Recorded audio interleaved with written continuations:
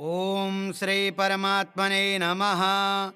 अथ श्री विष्णु सहस्रनाम स्तोत्रम्। यस्य स्मरणमात्रेण जन्म संसार बन्धनात् विमुच्यते नमस्तस्मै विष्णवे प्रभविष्णवे। नमः समस्तभूतानां मादिभूताय भूभृते अनेकरूपरूपाय विष्णवे प्रभविष्णवे। वैशम्पायन उवाच श्रुत्वा धर्मान् शेषेण पावनानि च सर्वशः युधिष्ठिरः शान्तनवं पुनरेवाभ्यभाषत। युधिष्ठिर उवाच किमेकं दैवतं लोके किं वाप्येकं परायणं स्तुवन्तः कं कमर्चन्तः प्राप्नुयुर्मानवः शुभम्। को धर्मः सर्वधर्माणां भवतः परमो मतः किं जपन्मुच्यते जन्तुर्जन्म संसारबन्धनात्। भीष्म उवाच जगत्प्रभुं देवदेव मनन्तं पुरुषोत्तमं स्तुवन्नाम सहस्रेण पुरुषः सततोत्थितः तमेव चार्चयन्नित्यं भक्त्या पुरुषमव्ययम् ध्यायन् स्तुवन्नमस्यश्च यजमानस्तमेव च। अनादिनिधनं विष्णुं सर्वलोकमहेश्वरं लोकाध्यक्षं स्तुवन्नित्यं सर्वदुःखातिगो भवेत्। ब्रह्मण्यं सर्वधर्मज्ञं लोकानां कीर्तिवर्धनं लोकनाथं महद्भूतं सर्वभूतभवोद्भवम्। एष मे सर्वधर्माणां धर्मोऽधिकतमो मतः यद्भक्त्या पुण्डरीकाक्षं स्तवैरर्चेन्नरः सदा। परमं यो महत्तेजः परमं यो महत्तपः परमं यो महद्ब्रह्म परमं यः परायणं पवित्राणां पवित्रं यो मङ्गलानां च मङ्गलम्। दैवतं देवतानां च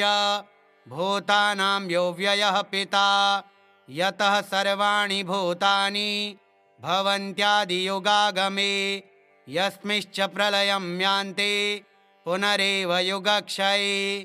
तस्य लोकप्रधानस्य जगन्नाथस्य भूपते विष्णोर्नाम सहस्रं मे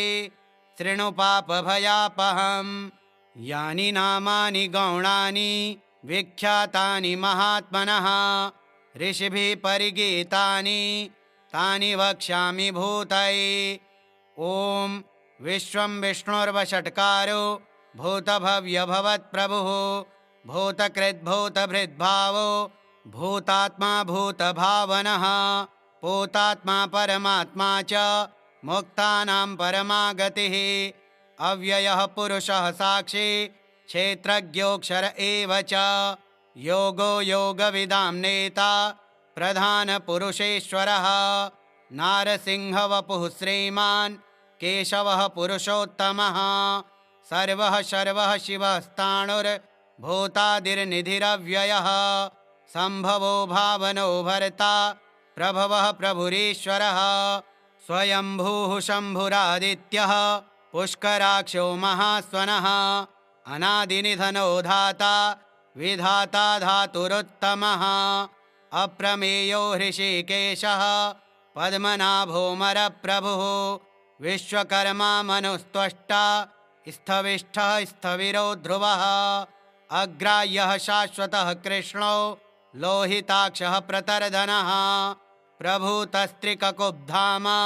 पवित्रं मङ्गलं परम्। ईशानः प्राणदः प्राणो ज्येष्ठः श्रेष्ठः प्रजापतिः हिरण्यगर्भो भूगर्भो माधवो मधुसूदनः ईश्वरो विक्रमी धन्वी मेधावी विक्रमः क्रमः अनुत्तमो दुराधर्षः कृतज्ञः कृतिरात्मवान् सुरेशः शरणं शर्म विश्वरेताः प्रजाभवः। अह संवत्सरो व्यालः प्रत्ययः सर्वदर्शनः अजः सर्वेश्वरः सिद्धः सिद्धिः सर्वादिरच्युतः वृषाकपिरमेयात्मा सर्वयोगविनिःसृतः वसुर्वसुमनाः सत्यः समात्मा संमितः समः अमोघः पुण्डरीकाक्षो वृषकर्मा वृषाकृतिः रुद्रो बहुशिरा बभ्रुर्विश्वयोनिः शुचिस्रवाः अमृतः शाश्वतः स्थाणुर्वरारोहो महातपाः सर्वगः सर्वविद्भानुर्विश्वक्सेनो जनार्दनः वेदो वेदविदव्यङ्गो वेदांगो वेदवित्कविः लोकाध्यक्षः सुराध्यक्षो धर्माध्यक्षः कृताकृतः चतुरात्मा चतुर्व्यूहश्चतुर्दंष्टश्चतुर्भुजः भ्राजिष्णुर्भोजनं भोक्ता सहिष्णुर्जगदादिजः अनघो विजयो जेता विश्वयोनिः पुनर्वसुः उपेन्द्रो वामनः प्रांशो रमोघः शुचिरोर्जितः अतीन्द्रः संग्रहः सर्गो धृतात्मा नियमो यमः वेद्यो वैद्यः सदा योगी वीरः माधवो मधुः अतीन्द्रियो महामायो महोत्साहो महाबलः महाबुद्धिर्महावीर्यो महाशक्तिर्महाद्युतिः अनिर्देश्य वपुः श्रीमान् मेयात्मा महादृधृक् महेश्वासो महीभर्ता श्रीनिवासः सतां गतिः अनिरुद्धः सुरानन्दो गोविन्दो गोविदाम्पतिः मरीचिर्दमनो हंसः सुपर्णो भुजगोत्तमः हिरण्यनाभः सुतपाः पद्मनाभः प्रजापतिः अमृत्युः सर्वदृक्सिंहः सन्धाता सन्धिमान् स्थिरः अजो दुर्मर्षणः शास्ता विश्रुतात्मा सुरारिहा गुरुर्गुरुतमो धाम सत्यः सत्यपराक्रमः निमिषो निमिषहस्त्रग्वी वाचस्पतिरुदारधीः अग्रणीर्ग्रामणीः श्रीमान् न्यायो नेता समीरणः सहस्रमूर्धा विश्वात्मा सहस्राक्षः सहस्रपात् आवर्तनो निवृत्तात्मा संवृतः संप्रमर्दनः अह संवर्तको वह्नि रनिलो धरणीधरः सुप्रसादः प्रसन्नात्मा विश्वधृग्विश्वभुग्विभुः सत्कर्ता सत्कृतः साधुर्जह्नुर्नारायणो नरः असंख्येयो प्रमेयात्मा विशिष्टः शिष्टकृच्छुचिः सिद्धार्थः सिद्धसङ्कल्पः सिद्धिदः सिद्धिसाधनः वृषाहि वृषभो विष्णुर्वृषपर्वा वृषोदरः वर्धनो वर्धमानश्च विविक्तः श्रुतिसागरः सुभुजो दुर्धरो वाग्मी महेन्द्रो वसुदो वसुः नैकरूपो बृहद्रूपः शिपिविष्टः प्रकाशनः ओजस्तेजोद्युतिधरः प्रकाशात्मा प्रतापनः रिद्धः स्पष्टाक्षरो मन्त्रश्चन्द्रांशुरभास्करद्युतिः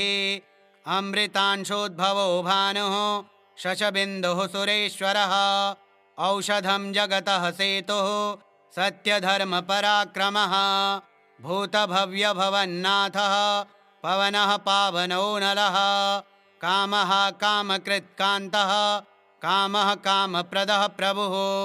युगादिकृद्युगावर्तो नैकमायो महाशनः अदृश्यो व्यक्तरूपश्च सहस्रजिदनन्दजेत् इष्टो विशिष्टः शिष्टेष्टः शिखण्डी नहुषो वृषः क्रोधः क्रोधकृत्कर्ता विश्वबाहुर्महीधरः अच्युतः प्रथितः प्राणः प्राणदो वासवानुजः अपां निधिरधिष्ठानमप्रमत्तः प्रतिष्ठितः स्कन्दः स्कन्दधरो धुर्यो वरदो वायुवाहनः वासुदेवो बृहद्भानो रादिदेवः पुरन्दरः अशोकस्तारणस्तारः शूरः शौरिर्जनेश्वरः अनुकूलः शतावर्तः पद्मी पद्मनिभीक्षणः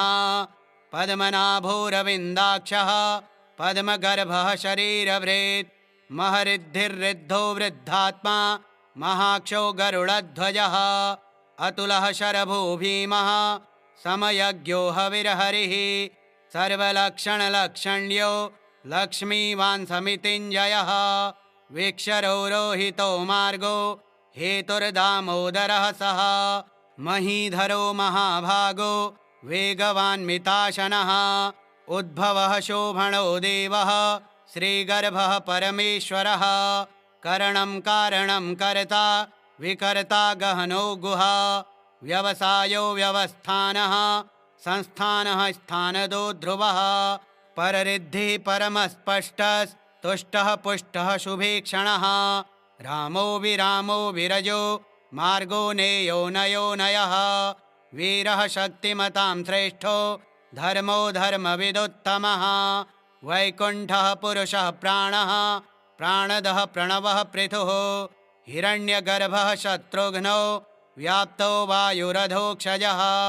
ऋतुः सुदर्शनः कालः परमेष्ठी परिग्रह उग्रः संवत्सरो दक्षो विश्रामो विश्वदक्षिणः विस्तारः स्थावरस्थाणुः प्रमाणं बीजमव्ययम् अर्थोऽनर्थो महाकोशो महाभीमो महाधनः अनिर्विण्णः स्थविष्ठो भूर्धर्मयोपो महामखः नक्षत्रनेमिर्नक्षत्री शमः श्यामः समीहनः यज्ञयुज्यो महेज्यश्च क्रतुः सत्रं सतां गतिः सर्वदर्शी विमुक्तात्मा सर्वज्ञो ज्ञानमुत्तमम् सुब्रतः सुमुखः सूक्ष्मः सुघोषः सुखदः सुरेत् मनोहरो जितक्रोधो वीरबाहुर्विदारणः स्वापनः स्ववशो व्यापी नैकात्मा नैककर्मकृत् वत्सरो वत्सलो वत्सी रत्नगर्भो धनेश्वरः धर्मगुप्धर्मकृद्धर्मी सदसच्छरमक्षरम् अविज्ञाता सहस्रांशुर्विधाता कृतलक्षणः गभस्तिनेमिः सत्त्वस्थः सिंहो भूतमहेश्वरः आदिदेवो महादेवो देवेशो देवभृद्गुरुः उत्तरो गोपतिर्गोप्ता ज्ञानगम्यः पुरातनः शरीरभूतभृद्भोक्ता कपीन्द्रो भूरि दक्षिणः सोमपोमृतपः सोमः पुरुजित्पुरुषत्तमः विनयो जयः सत्यसन्धो दाशार्ह सात्वतां पतिः जीवो विनयिता साक्षी मुकुन्दो मितविक्रमः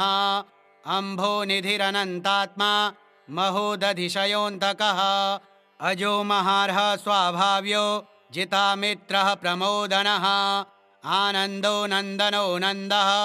सत्यधर्मा त्रिविक्रमः महर्षिः कपिलाचार्यः कृतज्ञो मेदिनीपतिः त्रिपदस्त्रिदशाध्यक्षो महाशृङ्गः कृतान्तकृत् महावराहो गोविन्दः सुषेणः कनकाङ्गदी गुह्यो गभीरो गहनो गुप्तश्चक्रगदाधरः वेदाः स्वाङ्गोजितः कृष्णो दृढः सङ्कर्षणोच्युतः वरुणो वारुणो वृक्षः पुष्कराक्षो महामनाः भगवान् भगहानन्दी वनमाली हलायुधः आदित्यो ज्योतिरादित्यः सहिष्णुर्गतिसत्तमः सुधन्वाखण्डपरशुर्दारुणो द्रविणप्रदः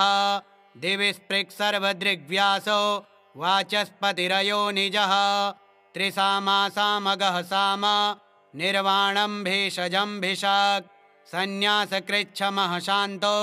निष्ठा शान्तिः परायणम् शुभाङ्गः शान्तिदः स्रष्टा कुमुदः कुवलेशयः गोहितो गोपतिर्गोप्ता वृषभाक्षो वृषप्रियः अनिवर्ति निवृत्तात्मा संक्षेप्ता क्षेमकृच्छिवः श्रीवत्सवक्षाः श्रीवासः श्रीपतिः श्रीमताम्बरः श्रीदः श्रीशः श्रीनिवासः श्रीनिधिः श्रीविभावनः श्रीधरः श्रीकरः श्रेयः श्रीमान् लोकत्रयाश्रयः स्वक्षः श्वङ्गः सतानन्दो नन्दिर्ज्योतिर्गणेश्वरः विजितात्मा विधेयात्मा सत्कीर्तिश्छिन्न संशयः उदीर्णः सर्वतश्चक्षो रनीशः शाश्वतस्थिरः भूषयो भूषणो भूतिर्विशोकः शोकनाशनः अर्चिस्मानर्चितः कुम्भो विशुद्धात्मा विशोधनः अनिरुद्धो प्रतिरथः प्रद्युम्नो मितविक्रमः कालनेमिनिः वीरः शौरिः शूरजनेश्वरः त्रिलोकात्मा त्रिलोकेशः केशवः केशिहा हरिः कामदेवः कामपालः कामी कान्तः कृतागमः अनिर्देश्य वपुर्विष्णुर्वीरोऽनन्तो धनञ्जयः ब्रह्मण्यो ब्रह्मकृद् ब्रह्मा ब्रह्म ब्रह्म विवर्धनः ब्रह्मविद् ब्राह्मणो ब्रह्मी ब्रह्मज्ञो ब्राह्मणप्रियः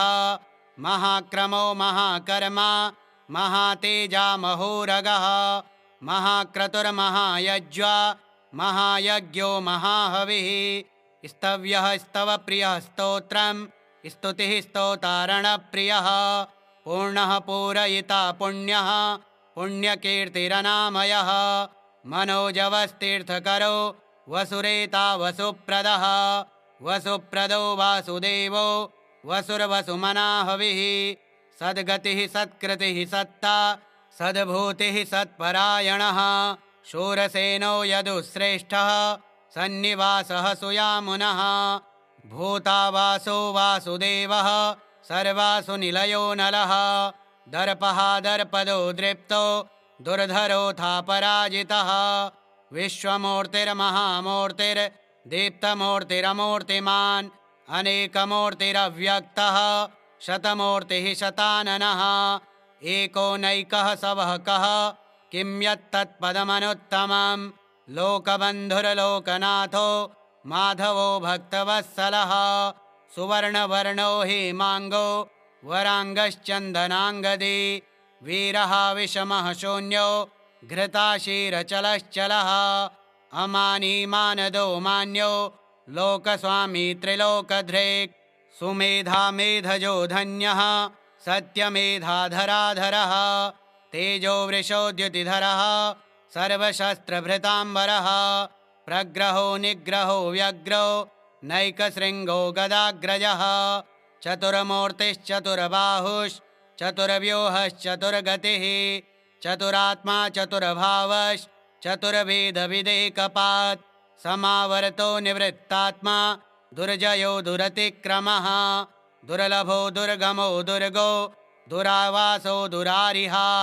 शुभाङ्गो लोकसारङ्गः सुतन्तुस्तन्तुवर्धनः इन्द्रकर्मा महाकर्मा कृतकर्मा कृतागमः उद्भवः सुन्दरः सुन्दो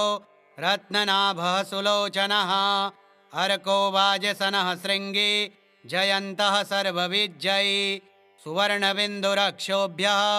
सर्ववागीश्वरेश्वरः महाहृदो महागर्तो महाभूतो महानिधिः कुमुदः कुन्दरः कुन्दः पर्जन्यः पावनो नीलः अमृताशोऽमृतवपुः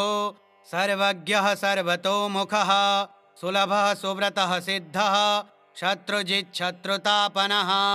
न्यग्रोधोदुम्बरोऽश्वत्थश्चाणूरान्ध्रनिषूदनः सहस्रार्चिः सप्तजिह्वः सप्तैधाः सप्तवाहनः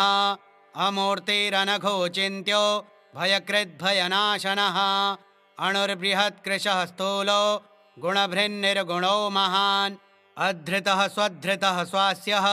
प्राग्वंशो वंशवर्धनः भारभृत्कथितो योगी योगीशः सर्वकामदः आश्रमः श्रमणः श्यामः सुपर्णो वायुवाहनः धनुर्धरो धनुर्वेदो दण्डो दमयिता दमः अपराजितः सर्वसहो नियन्ता नियमो यमः सत्त्ववान् सात्विकः सत्यः सत्यधर्मपरायणः अभिप्रायः प्रियार्होरः प्रियकृत्प्रीतिवर्धनः विहाय स गतिर्ज्योतिः सुरुचिरहुतभुग्विभुः रविर्विरोचनः सूर्यः सविता रविलोचनः अनन्तो हुतभुग्भोक्ता सुखदो नैकजोऽग्रजः अनिर्विण्णः सदा मर्षि लोकाधिष्ठानमद्भुतः सनातनतमः कपिलः कपिरप्ययः स्वस्तिदः स्वस्तिकृत् स्वस्ति स्वस्तिभुक् स्वस्ति दक्षिणः अरौद्रः कुण्डली चक्रे विक्रम्योर्जितशासनः शब्दातिगः शब्दसः शिशिरः शर्वरीकरः अक्रूरः पेशलो दक्षो दक्षिणः शमिणाम्बरः विद्वत्तमो वीतभयः पुण्यश्रवणकीर्तनः उत्तारणो दुष्कृतिः पुण्यो दुःस्वप्ननाशनः वीरः रक्षणः सन्तो जीवनः पर्यवस्थितः अनन्तरूपोऽनन्तश्रीर्जितमन्युरभयापः चतुरस्त्रो गभीरात्मा विदिशो व्याधिशो दिशः अनादिर्भूर्भुवो लक्ष्मीः सुवीरो रुचिराङ्गदः जननो जनजन्मादिर्भीमो भीमपराक्रमः आधारनिलयो धाता पुष्पहासः प्रजागरः ऊर्ध्वगः सत्पथाचारः प्राणदः प्रणवः पणः प्रमाणं प्राणनिलयः प्राणभृत् प्राणजीवनः तत्त्वं तत्त्वविदेकात्मा जन्म मृत्युजरातिगः भूर्भुवः स्वस्तरुस्तारः सविता प्रपितामहः यज्ञो यज्ञपतिर्यज्वा यज्ञाङ्गो यज्ञवाहनः यज्ञभृद्यज्ञकृद्यज्ञे यज्ञभुग्यज्ञसाधनः यज्ञान्तकृद्यज्ञगुह्य मन्नमन्नाद एव च आत्मयोनिः स्वयं जातो वैखानः सामगायनः देवकीनन्दनः स्रष्टा शितेशः पापनाशनः शङ्खभृन्नन्दके चक्रे शारङ्गधन्वागदाधरः रथाङ्गपाणिरक्षोभ्यः सर्वप्रहरणायुधः सर्वप्रहरणायुध ॐ नम इतीदं कीर्तनीयस्य केशवस्य महात्मनः नाम्नां सहस्रं दिव्यानामशेषेण प्रकीर्तितं य इदं शृणुयान्नित्यं यश्चापि परिकीर्तयेत् नाशुभं प्राप्नुयात् किञ्चित् सोमुत्रेह च मानवः वेदान्तगो ब्राह्मणः स्यात् क्षत्रियो विजयी भवेत् वैश्यो धनसमृद्धः स्याच्छूद्रः सुखमवाप्नुयात् धर्मार्थे प्राप्नुयात् धर्ममर्थार्थे चार्थमाप्नुयात् कामानवाप्नुयात् कामे प्रजार्थे प्राप्नुयात् प्रजां भक्तिमान्यः सदोत्थाय शुचिस्तद्गतमानसः सहस्रं वासुदेवस्य नाम्नामेतत् प्रकीर्तयेत् यशः प्राप्नोति विपुलं ज्ञातिप्राधान्यमेव च अचलां श्रियमाप्नोति श्रेयः प्राप्नोत्यनुत्तमं न भयं क्वचिदाप्नोति वीर्यं तेजश्च विन्दति भवत्यरोगो द्युतिमान् बलरूपगुणान्वितः रोगार्तो मुच्यते रोगात् बद्धो मुच्येत बन्धनात् भयान्मुच्येत भीतस्तो मुच्येतापन्न आपदः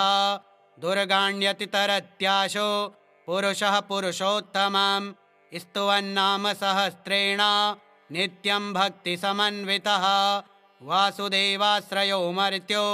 वासुदेवपरायणः सर्वपापविशुद्धात्मा याति ब्रह्म सनातनं न वासुदेवभक्तानामशुभं विद्यते क्वचित् जन्म मृत्युजरा व्याधि भयं नैवोपजायते इमं विस्तवमधीयानः श्रद्धाभक्तिसमन्वितः युज्येतात्मसुखक्षान्ति श्रीधृतिस्मृतिकीर्तिभिः न क्रोधो न च मात्सर्यं न लोभो नाशुभा मतिः भवन्ति कृतपुण्यानां भक्तानां पुरुषोत्तमे द्यौः स चन्द्रार्कनक्षत्रा खं दिशो भूर्महो दधिः वासुदेवस्य वीर्येण विधृतानि महात्मनः ससुरासुरगन्धर्वं स यशोरगराक्षसं जगद्वशे वर्ततेदं कृष्णस्य सचराचरम् इन्द्रियाणि मनोबुद्धिः सत्त्वं तेजो बलं धृतिः वासुदेवात्मकान्याहुः क्षेत्रं क्षेत्रज्ञ एव च सर्वागमानामाचारः प्रथमं परिकल्पते आचारप्रभवो धर्मो धर्मस्य प्रभुरच्युतः ऋषयः पितरो देवा महाभूतानि धातवः जङ्गमा जङ्गमं चेदं जगन्नारायणोद्भवं योगो ज्ञानं तथा सांख्यं विद्याः शिल्पादिकर्म च वेदाः शास्त्राणि विज्ञानमेतत्सर्वं जनार्दनात् एको विष्णुर्महद्भूतं पृथग्भूतान्यनेकशः त्रीन् लोकान् व्याप्य भूतात्मा भुङ्क्ते विश्वभुग्व्ययः इमं विस्तवं भगवतो विष्णोर्व्यासेन कीर्तितं पठेद्य इच्छेत् पुरुषः श्रेयः प्राप्तुं सुखानि च विश्वेश्वरमजं देवं जगतः प्रभवाप्ययं भजन्ति ये पुष्कराक्षं न ते यान्ति पराभवम्। ॐ तत्सदिति श्रीमहाभारते शतसाहस्र्यां संहितायां वैयासिक्यामानुशासनिके पर्वणि भीष्मयुधिष्ठिरसंवादे श्रीविष्णोर्दिव्यसहस्रनामस्तोत्रम् श्रीविष्णोर्पणमस्तु। ॐ श्रीविष्णवे नमः।